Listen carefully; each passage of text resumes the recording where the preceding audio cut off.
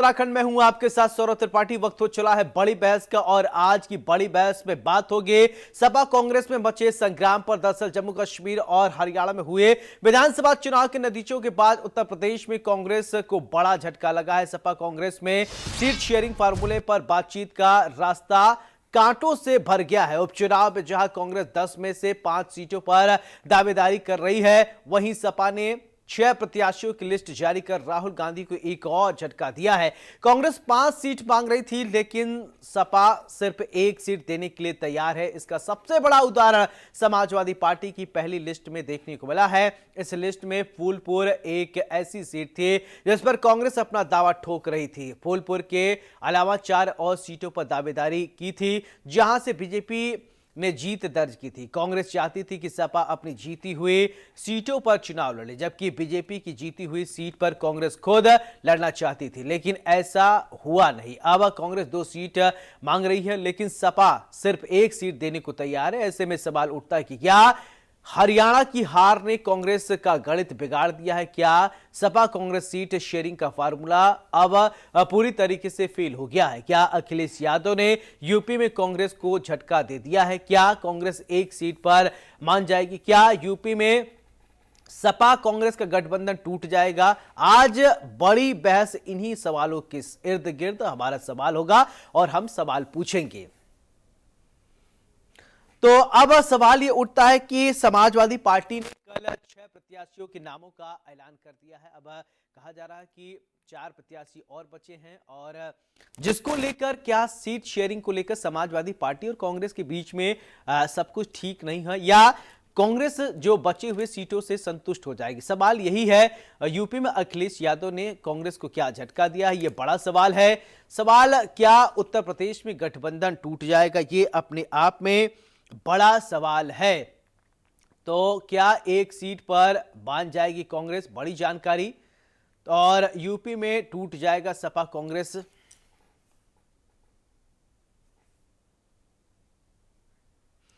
तो उपचुनाव को लेकर हलचल तेज हुआ।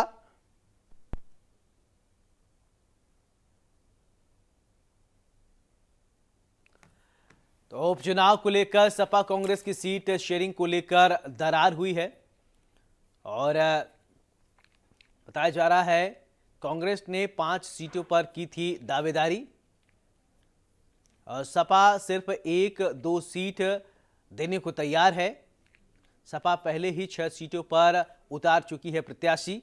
अब इन सीटों को लेकर जो बचे हुए सीट हैं, चाहे वो हम करहल की बात करें, करहल से तेज प्रताप यादव को चुनावी मैदान में उतारा गया है, और इसके करहल की अगर बात करें, यही करहल सीट है जहां पर अखिलेश यादव पहले विधायक हुआ करते थे, और इसके बाद जब लोकसभा चुनाव वो जीत गए, सांसद बन गए विधायक से, तो करहल सीट खाली था। मिल्कीपुर की अगर बात करें तो मिल्कीपुर में अवधेश प्रसाद के बेटे को यहां पर टिकट दिया गया है। और क्या 1 सीट पर बांध जाएगी कांग्रेस, ये बड़ा सवाल है। यानी कांग्रेस को सिर्फ 1 सीट में क्या संतुष्ट होना पड़ेगा?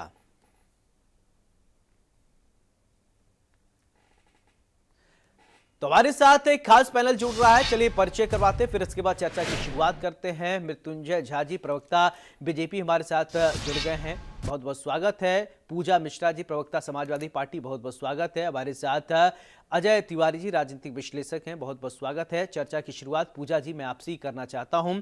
समाजवादी पार्टी ने कल 6 सीटों पर अपने प्रत्याशियों के नामों का ऐलान कर दिया है।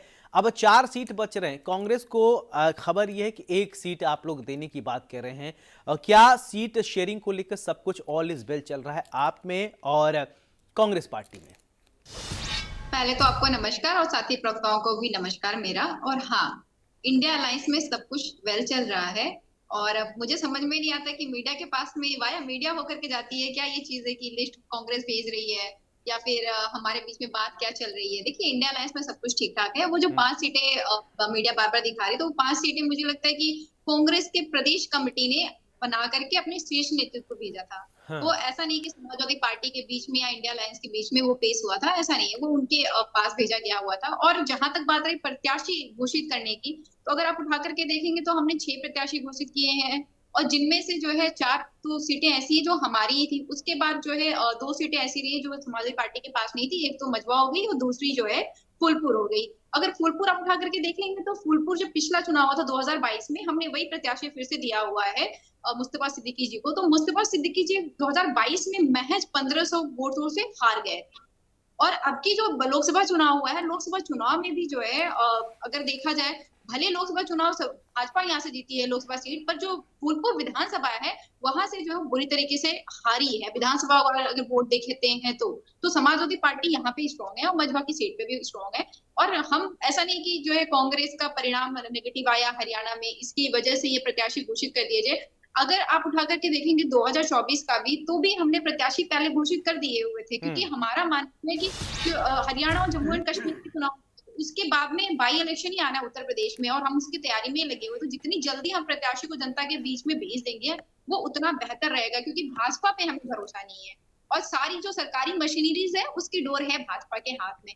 तो हमारा टारगेट है कि हम पहले ही भेज देते हैं प्रत्याशियों को, प्रत्याशी जनता के बीच में रहेंगे, स्ट्रांगली चुनाव लड़ेंगे। इंडिया अलायंस हमारा है और जो पार्टी की 4 सीटें हैं उस पे जो है कांग्रेस का शीर्ष नेतृत्व बैठेगा, समाजवादी पार्टी का शीर्ष नेतृत्व बैठेगा और बैठ करके उस पर डिसीजन आ जाएगा कि तो कौन कितनी सीटों पे लड़ रहा है, या कांग्रेस कितनी सीटों पे लड़ रही है, 4 पे लड़ रही है, 2 पे लड़ रही है कि 1 पे लड़ रही है। लेकिन ये बहुत श्योर है कि अगर आज की तारीख में आप बात करते हैं तो समाजवादी पार्टी और कांग्रेस का अलायंस है। और बाई इलेक्शन में हम पूरी मजबूती के साथ में, जिस तरीके से हमने 2024 का एमपी का इलेक्शन लड़ा, उसी तरीके से हम बाई इलेक्शन में पूरी मजबूती के साथ में गठबंधन में जा रहे हैं।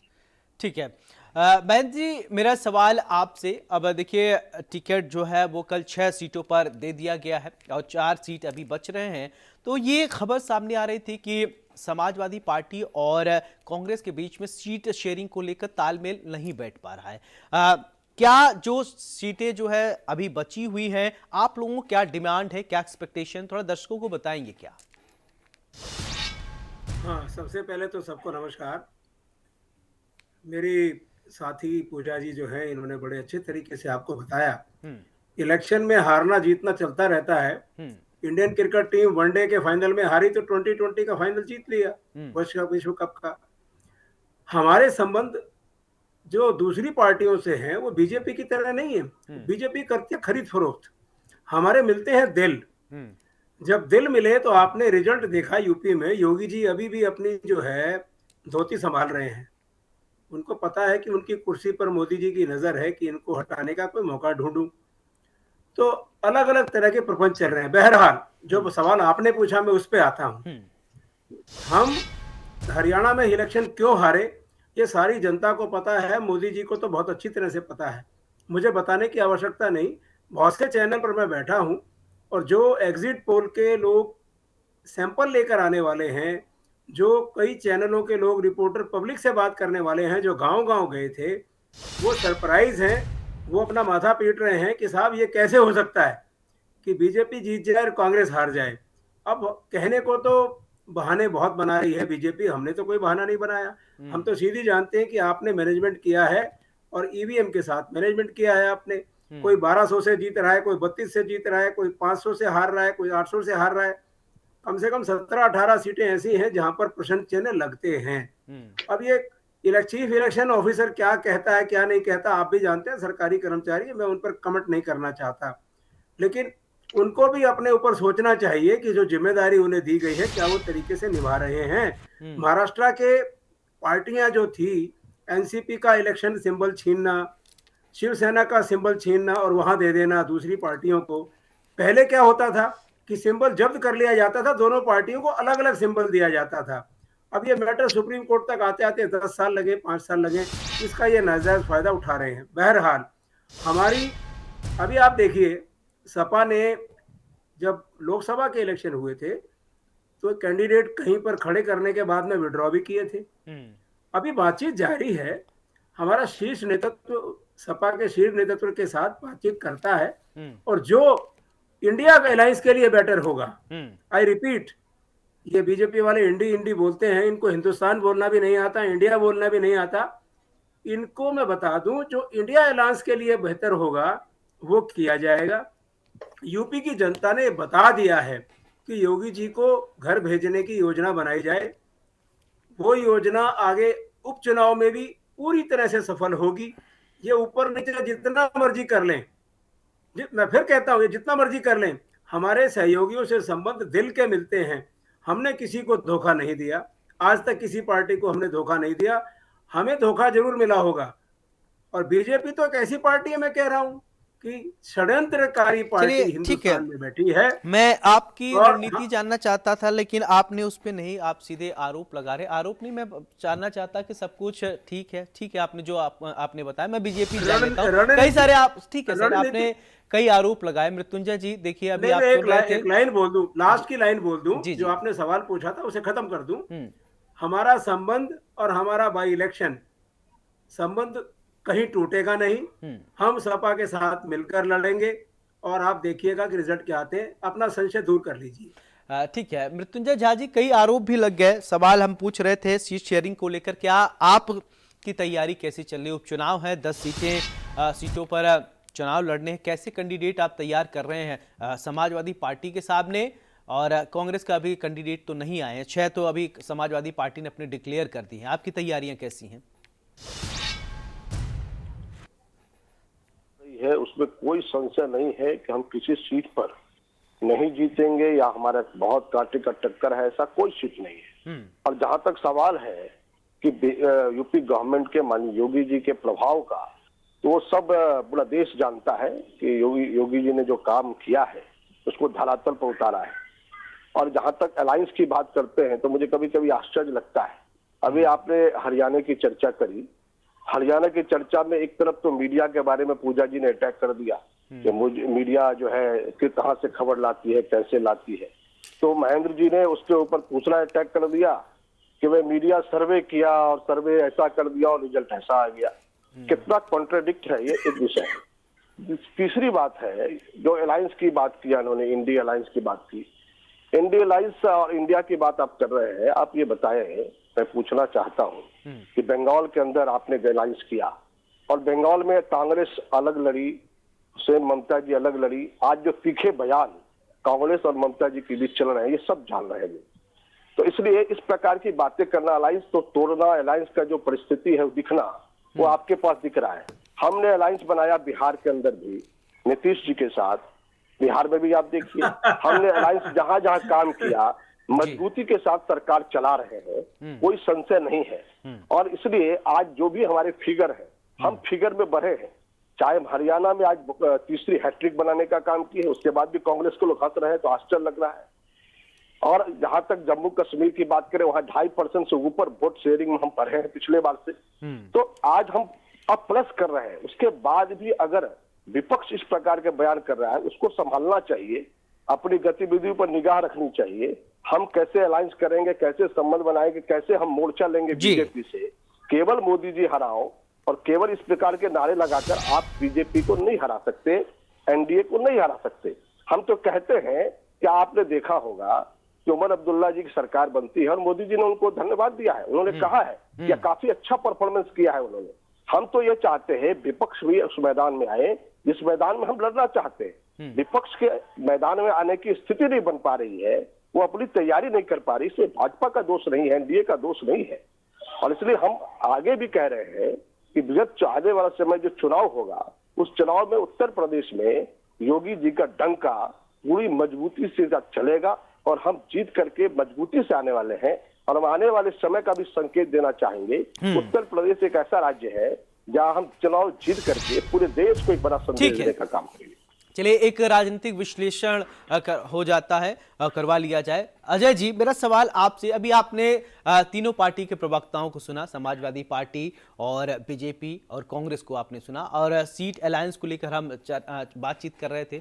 अब कुछ सवाल ये उठ रहा है कि उत्तर प्रदेश में जो है वो भविष्य इंडिया गठबंधन, जो कि इंडी कहने थोड़ा नाराज हो जाते हैं, चलिए मैं इंडिया गठबंधन नहीं, आप इंडी मत कहिए, ठीक आप इंडी मत कहिए, ये तो बेशरम है। जी जी ठीक है। जो अलायंस है उसको लेकर सस्पेंस ये है, कुछ लोग कह रहे हैं कि अब वो टूट जाएगा। इस तरह की बातें आम जनमानस को, कोई किसी को बात करने से रोक तो नहीं सकता, इसी तरीके की बातें अब आने लगी हैं। अजय तिवारी जी, क्या वास्तव में ऐसा कुछ भविष्य दिखाई दे रहा है क्या?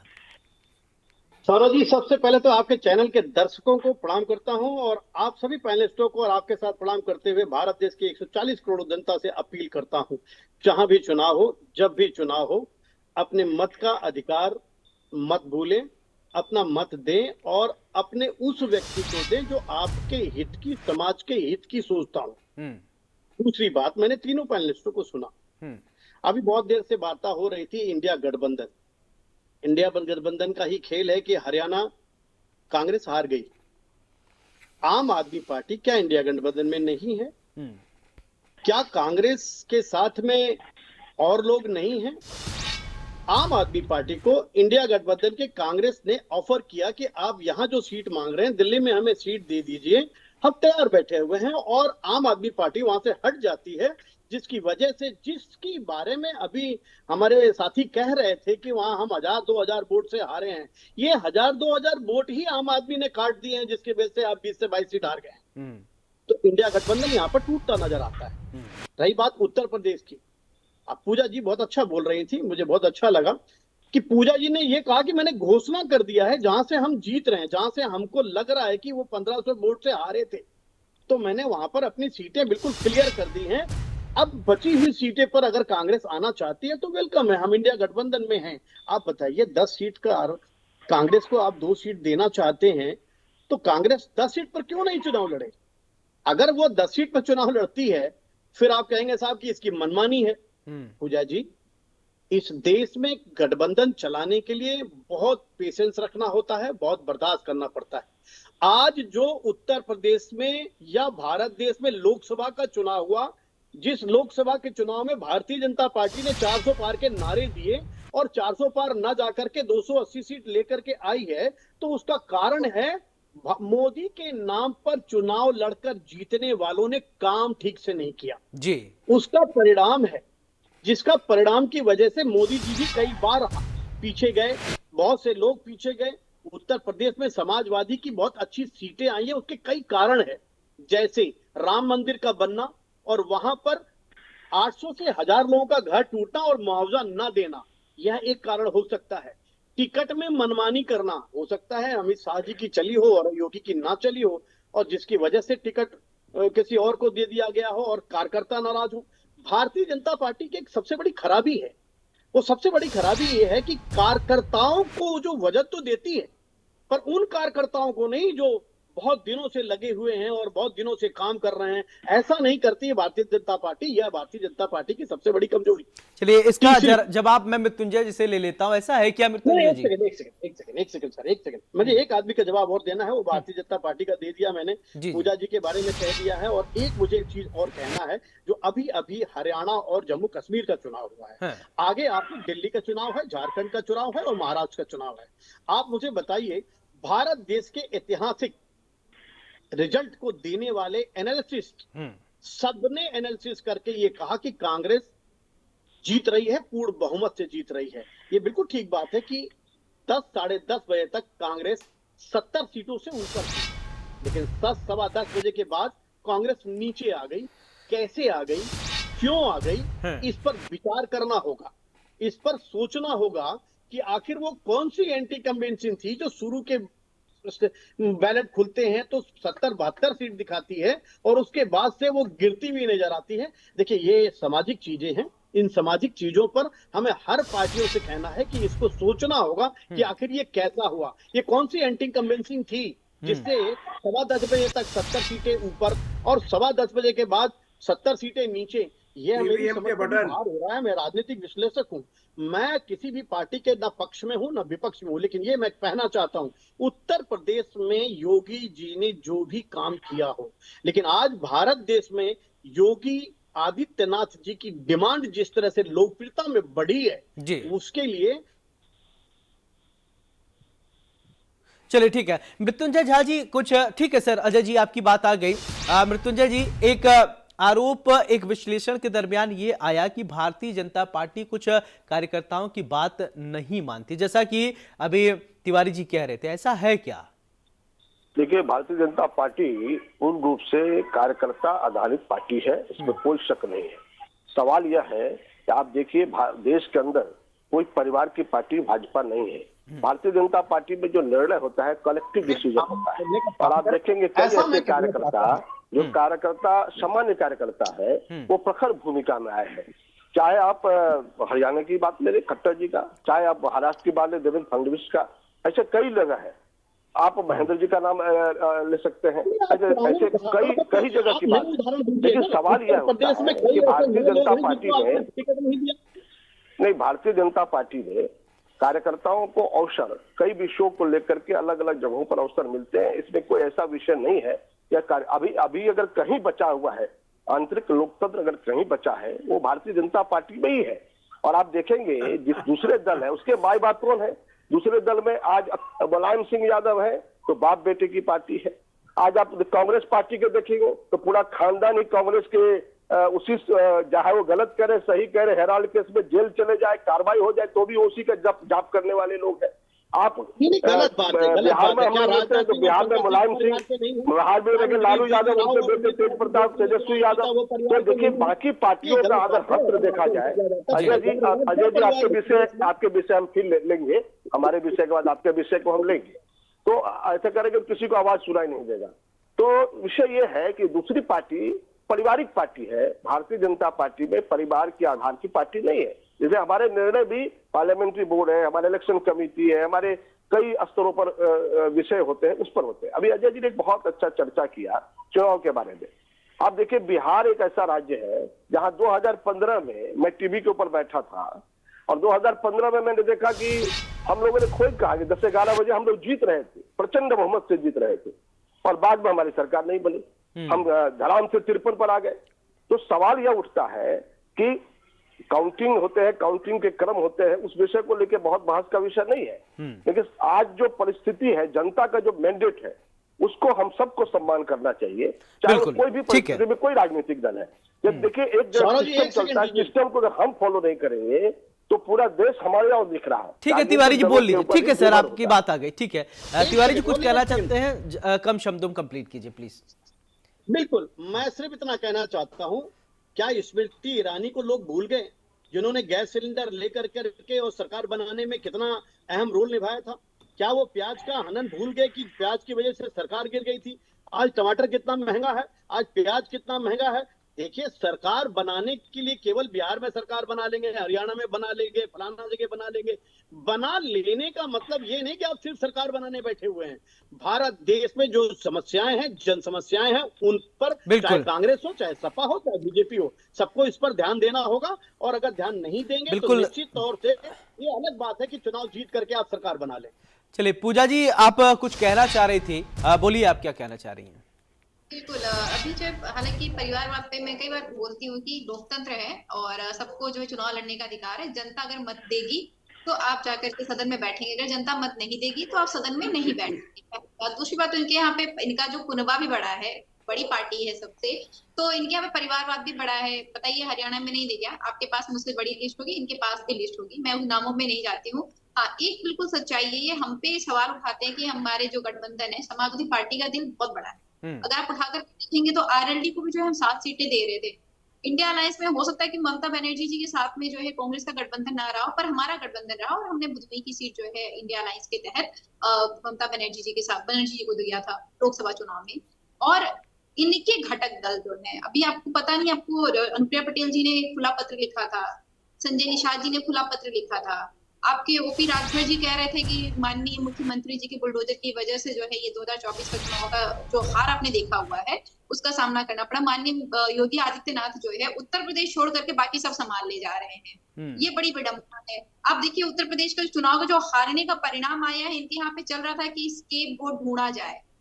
वो इनका संगठन कह रहा है कि सरकार जिम्मेदार है, सरकार कह रही है कि संगठन जिम्मेदार है। अब जब दोनों लोगों को लगा कि स्केपगोट नहीं मिल रहा तो कहते नहीं प्रशासन जिम्मेदार है, कहते हैं अयोध्या में जो लोगों को नहीं दिया गया, उनको जो है मुआवजा नहीं दिया गया, वो प्रशासन ने नहीं दिया। अब इनके यहाँ पे ऐसा कर लिया कि देखो कोई स्केपगोट नहीं ढूंढ पाएगा। अगर फूलपुर हारते हैं तो केशव प्रसाद मौर्य जी जिम्मेदार हैं, अगर मिल्कीपुर हारते हैं तो माननीय मुख्यमंत्री योगी आदित्यनाथ जी जिम्मेदार हैं। इस तरीके की 2-2 सीटें उन्होंने डिवाइड कर दी, ये भी विडंबना है।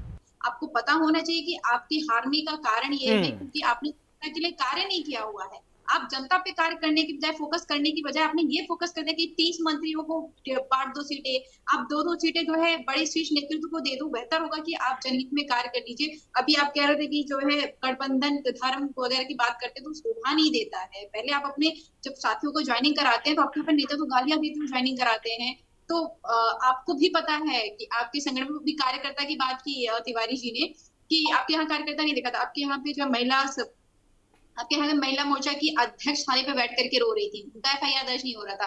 आपके यहाँ पे विधायक जो है कंप्लेन कर रहे थे, उनका एफआईआर दर्ज नहीं। फिर विधायक की पत्नी सड़क पर बैठ करके प्रोटेस्ट कर रहे थे कि उनका एफआईआर दर्ज नहीं हो रहा था। तो मुझे भी पता है कि भाजपा के प्रवक्ता को भी पता होगा। मुझे लगता है कि एक शायरी बनी हुई थी ना, ये बिल्कुल भाजपा लोगों के लिए बना हुआ था कि मालूम है हमें जन्नत की हकीकत, पर गालिबे खुश रहने के लिए ख्याल अच्छा है। तो हम पे जो है पत्थर मारने से बेहतर होगा कि आप खुद को संभाल लीजिए। हम जनता के बीच में हैं, जनता के मैंडेट चलिए को अच्छा मानते ठीक है। और बहुत देर से हम लोग बात कर रहे हैं, आप लोग अपनी जनता के लिए आप लोगों के मन में कुछ है, ठीक है, जनता के वेलफेयर के लिए कुछ आप लोगों के दिमाग में है, इसलिए ठीक है, आप लोग जीत जाएंगे। महंगा चलिए महेंद्र जी पहले आप ही बोले, जनता के वेलफेयर के लिए आप लोग क्या सोच रहे हैं? जीत तो जाएंगे आप लोग, चल धड़ाधड़ जीत रहे हैं, कुछ मिलेगा भी जनता को, क्या मिलेगा? चलिए महेंद्र जी आप चीज शुरू कीजिए। जी हाँ, मेरे साथी जो बैठे हैं बीजेपी के मृत्युंजय जी, उनसे मैं विनम्र जो है निवेदन करना चाहता हूँ। इन्होंने 3-4 बातें कही जब मैं सिलसिलेवार जवाब देता हूँ। पहली बात तो इन्होंने कहा परिवारवाद। भारतीय समाज में परिवार ही समाज की रीढ़ की हड्डी है। जहां जहां परिवार टूटे हैं वहां वहां क्या दशा हुई है आप जानते हैं। नहीं ठीक है नंबर 2, बहन जी एक सवाल, नहीं, ठीक है, परिवारवाद से थोड़ा बहुत हर रोज मैं अलग आ डिबेट रहा में हूं, यही बात होती है। मैं उससे उन अलग आ लोगों के बारे में सोचिए जो कड़कड़ाती धूप में, ठंड बरसात में आप लोगों को वोट डालने जाते हैं, कांपते रहे, चाहे जैसी भी परिस्थिति। आप लोग कहते हैं पहले मतदान फिर जलपान, ये कहावत है, ठीक है, नहीं खाएंगे हम, वोट दे के आएंगे। उनके लिए क्या है? ठीक है, परिवारवाद पे हमेशा चर्चा होती है, उनके लिए आज चर्चा कीजिए थोड़ा। मैं वहीं आ रहा हूं सर, मैं छोटे छोटे जवाब दूंगा, ज्यादा नहीं। आपने जो बात कही उसका जवाब भी भरपूर दूंगा मैं। कांग्रेसी कार्यकर्ता कभी नहीं हारता, नेता हार जाते हैं। इन्होंने कहा परिवारवाद की, जो छोटी सी बात दूसरी कही, हरियाणा में भजनलाल, देवीलाल और बंसीलाल के पूरे खानदान के लोगों को किसने लड़ाया इलेक्शन? सब बीजेपी के टिकट पर थे। ऐसा बातें मत कहिए जनाब। परिवार क्या, अभी मेरी साथी पूजा ने जो कहा, परिवार का सदस्य टिकट तो ले सकता है लेकिन जिताएगी तो जनता ना उसे। जनता हरा देती है अगर कैंडिडेट ठीक ना हो, उसके परिवार का कोई असर नहीं पड़ता। आपके अंदर भी परिवार बहुत कुछ है और हमारे परिवार के बहुत सारे लोग आपने लिए हैं। आप तो षड्यंत्रकारी हैं, इसलिए आपको बोलने का राइट नहीं है। नंबर 3, जहां तक ताल्लुक है, इन्होंने अभी एक राहुल गांधी जी के अखबार का नाम लिया। हरियाणा में दामाद जी के बारे में बहुत कुछ हल्ला मचाते थे। आज 15, 20, 25 साल हो गए, उस जांच का कोई सिलसिला नहीं पता लगा, कहां सिरा गया। 20 साल तक आप इलेक्शन के दौरान खूब चिल्लाते हैं। आपकी ईडी और आपकी सीबीआई क्या कर रही है उस अखबार के बारे में यार? आपने आज तक उस जांच का ब्यौरा नहीं दिया। 45 आदमी जो बालाकोट में मारे गए थे या जो हमारे पुलवामा में मारे गए थे, मैं थोड़ी जगह का नाम पे कंफ्यूज हो रहा हूं, उन 45 आदमियों को मारने वाले कौन थे? ये 300 किलो आरडीएस कहां से आया था? अभी अभी हमारे माननीय प्रधानमंत्री जी ने कहा कि कांग्रेस के हर ड्रग्स वालों के साथ जुड़े हैं। 5,000 करोड़ का ड्रग्स आया, 1,800 करोड़ का ड्रग्स पकड़ा गया भोपाल में। अरे भाई, कांग्रेसी वाले ला रहे हैं, मैं मानता हूं हम ला रहे हैं, तो लेकिन सीमा पर एयरपोर्ट पे जो आपके प्रहरी खड़े हैं वो क्या कर रहे हैं? आप मतलब सीमा की रक्षा नहीं कर पा रहे, आप सक्षम नहीं है। जब ड्रग्स आप नहीं रोक सकते, ड्रोन को आप नहीं रोक सकते, तो मिसाइलें क्या रोकोगे? अब आप बात आती है योगी जी की। आप योगी जी से ये पूछिए, बीजेपी से ये पूछिए, जो इनके इतने गठबंधन के लोग हैं यूपी में, इन 10 सीटों में से देखिए सर, महेंद्र जी आपने सब पे बात किया लेकिन जनता पे आपने कुछ नहीं बात किया। ठीक है वो आपके लिए हमको लगता है सेकेंडरी टर्सरी होगा, ठीक है, जो मैं समझ गया। आप योगी जी पे बात कर लेंगे, आप परिवार पे बात कर लेंगे, लेकिन आपसे जिनकी उम्मीद है उन पर नहीं आप बोलेंगे। 10 सेकंड दीजिए, मैं उस पर भी आ रहा हूँ। देखिए, मैंने कहा हम तो गठबंधन में आ रहे हैं। बीजेपी की जो गठबंधन के 10 साथी हैं, उनमें से इन 10 सीटों में किसको कितनी दे रहे हैं, उसके बारे में कोई जिक्र नहीं, उनको सबको साइलेंट कर रखा है। अब कांग्रेसी कार्यकर्ता की जहां तक बात कर रहा हूँ, कांग्रेस का जो वोट बैंक है 20, 22, 35% का पूरे हिंदुस्तान में है और हमारी प्रेजेंट पूरे हिंदुस्तान में है। हमारा कार्यकर्ता कभी नहीं भागता, हमारे नेता भाग जाते हैं सीबीआई के डर से, ईडी के डर से। आपने कार्यकर्ता, गैर कांग्रेसी कार्यकर्ता, ठीक है। पूजा जी मेरा सवाल आपसे, ठीक है, पूजा जी मेरा सवाल आपसे, जनता जो आपसे उम्मीद लगाए बैठी रहती है, जो कहती है कि माननीय सांसद जी, माननीय विधायक जी, आप जब जीत जाते हैं तो आप माननीय हो जाते हैं, लेकिन बाद में माननीय दिखाई नहीं देते हैं जल्दी। नहीं, ऐसा नहीं है। आप उठा करके देखेंगे प्रयागराज में जो है कुंभ आने वाला 2025 में, तो ये वही सड़कें तोड़ी जा रही जो 2013 में बनी थी। 2013 में मैं राजनीति नहीं किया करती थी, ग्रेजुएशन पहले फर्स्ट ईयर की छात्रा थी, तो मैंने तब देखा तो मुझे पता भी नहीं सरकार किसकी कहाँ की, मैं बस पढ़ाई करने के लिए आई हुई थी। उस टाइम की जो सड़कें बनी हुई थी वो आज तोड़ी जा रही है। तो जनता के लिए जो समाज पार्टी कार्य करते हुए जो 19,000 सीटें इन्होंने खाई, वो जो प्रोटेस्ट कर रहे थे तो उनको क्या कहा गया था कि आप लात खाने योग्य हैं, वो समाजवादी पार्टी के कार्यकर्ता हैं। और उसके बाद कानपुर में जो मजदूरों के साथ में घटना घटित हुई, आगजनी में पहली बात तो उनके परिवार को खो दिया, 12-12 लाख रुपए का चेक देने आए मंत्री, जो चेक वापस ले लिया गया। अब वो जो है आकर के समाजवादी पार्टी से मिल रहे हैं क्योंकि उनको मुआवजा तक नहीं दिया गया, उसको मतलब आपने दे दिया, दिखाने के लिए फोटो तो खींच ली, उसके बाद में चले गए। 2022 में पीजीटी का फॉर्म भरा गया था, पर अब तक आयोग का गठन नहीं हुआ। आप भूल ही जाइए, टेट का पेपर 2018 में हुआ था, आज तक सुपर टेट नहीं करा पाए हैं, और डंका पीट रहे होते कि हम रोजगार दे रहे हैं। महिला के अपराधों पे नंबर 1 पे है उत्तर प्रदेश, और ये एनसीआरबी का आंकड़ा बताता है। और अगर आप खड़े होकर के गाल बजा देने से सच्चाई नहीं बदल जाती है। और जो अभी रोडे आप बना रहे हैं, आपको भी पता है कि रोडों का जो मैप होता है वो पास कराना, उसका फंड पास कराना, ये 1 पंचवर्षीय का 2 पंचवर्षीय का कार्य नहीं है, ये हमने करा रखा। वो सब तब आकर के आप सीधा ग्राउंड पे कार्य करने लग गए हैं। ऐसा नहीं कि आप आए फिर उसका रोड मैप बना हुआ, नहीं, ये बना हुआ था। और विडंबना देखिए, उत्तर प्रदेश में जितने भी कार्य हो भी रहे हैं ना, वो सारे ठीक है मैडम, ठीक है मृत्युंजय जी, ठीक है मृत्युंजय जी, ठीक है जनता के लिए, ठीक है मैडम आपकी बात आगे। मृत्युंजय जी, जनता के लिए क्या कुछ रोड मैप है? अब मौजूदा वक्त में आपकी सरकार है, डबल इंजन की सरकार है। आपने जिन बातों की चर्चा इन लोगों से की, वो एक भी बात की चर्चा का जवाब इन लोगों ने नहीं दिया, और इसलिए केवल और केवल बीजेपी के विषय को लेकर ही टारगेट करते हुए विषय को रखा। आप देखिए, यही कांग्रेस के नेता हुआ करते थे, उन्होंने कहा था कि हम अगर 100 रुपया नीचे भेजते हैं तो 10 रुपया पहुंचता है, यानी 90% गोल हो जाता है। और यही सरकार है कि एक बटन पर सारे खाते में पैसे जाते हैं। हमने, चाहे वो महिलाओं के विकास के लिए हो, चाहे प्रधानमंत्री आवास योजना की राशि का विकास हो, चाहे वो सड़कों का निर्माण हो, चाहे वो कनेक्टिविटी जो गांव से लेकर शहरों तक कैसे व्यापार उनका बढ़ेगा, सारी कनेक्टिविटी को लेकर हो, हेल्थ सेक्टर में हो, ऐसा कोई सेक्टर नहीं है जिसमें माननीय मोदी जी और योगी जी ने समुन्नत प्रयास से बेहतर काम नहीं किया हो, ये आइकॉन खड़ा किया है। तो मुझे ये लगता है कि आज जिस काम को लेकर हम जनता पर पिछले बार कई चुनाव हम जो लड़े हैं, तो लगातार चुनाव हमने विकास के एजेंडे पर लड़ा है, विकास ही हमारा विषय है, उसी आधार पर हम चुनाव लड़ते हैं, और इसलिए जनता हमारे सबसे पहले है। और इसलिए हम, माननीय प्रधानमंत्री जी ने कहा था कि मैं प्रधान सेवक हूँ, मैं प्रधानमंत्री नहीं प्रधान सेवक हूँ, और यही विषय पार्टी का एक एक कार्यकर्ता यही सोचकर काम करता है। यही बीजेपी की जो प्रासंगिकता है या जो महत्व बढ़ रहा है, ये भारतीय जनता पार्टी की ही सबसे बड़ी विशिष्टता है। ठीक है अजय तिवारी जी, एक फाइनल कमेंट और एक विश्लेषण के साथ। सर मैं सौरभ जी, आपने तीनों लोगों से आपने बड़ा अच्छा क्वेश्चन किया था कि आप जीतो, खूब जीतो, लेकिन जनता के लिए क्या है? मैं जानना चाहता हूं, चाहे तमिलनाडु में कांग्रेस की सरकार हो, चाहे हरियाणा में बीजेपी की सरकार कई वर्षों से हो, चाहे उत्तर प्रदेश में कई वर्षों से बीजेपी और सपा की सरकार हो, सरकारी स्कूलों के क्या हाल हैं? क्यों नहीं सरकारी स्कूलों को बढ़िया ढंग से बनाया जाता है? सरकारी अस्पतालों का क्या हाल है? वहां के लोगों को क्यों नहीं ठीक किया जाता है? ये स्कूल माफिया, ये भू माफिया, और ये ड्रग्स माफिया, ये मेडिसिन माफिया, इन सब लोगों पर ये पार्टियां कब नकेल कसेंगी, ये एक पॉइंट है। दूसरी चीज जो जनता को चाहिए, आज जनता को क्या चाहिए, वो सबसे महत्वपूर्ण चीज है कि जनता को मिलता तो 1 लाख रुपए, पर क्या वह परिवार चला पा रहा है या नहीं चला पा रहा है?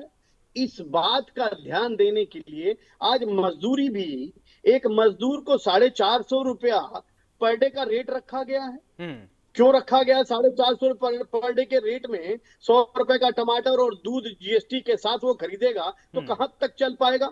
इन सारी पार्टियों को सौरभ जी सोचना होगा, बिल्कुल, क्योंकि हम लोग कोई नेता नहीं है, हम राजनीतिक विश्लेषक हैं, बीच बीच में जाते हैं, लोगों से मिलते हैं। और आपको एक इंपॉर्टेंट चीज और बताऊं मैं, उत्तर प्रदेश और बिहार और बहुत से ऐसे प्रदेश हैं जिससे अन्य राज्यों में जाकर के जो प्रवासी रहकर काम कर रहे हैं उस राज्य के विकास में लगे हुए हैं, उस स्टेट के विकास में लगे हैं। चाहे महाराष्ट्र के 18 करोड़ प्रवासी हो, चाहे हरियाणा में 1 लाख प्रवासी हो, चाहे गुजरात में 1.5 करोड़ प्रवासी हो, चाहे ठीक है, बंगाल में। चलिए वक्त की थोड़ी हमारे पास कमी है। बहुत बहुत शुक्रिया अजय जी आपका, बहुत बहुत शुक्रिया मृत्युंजय जी आपका, पूजा जी आपका भी बहुत बहुत शुक्रिया।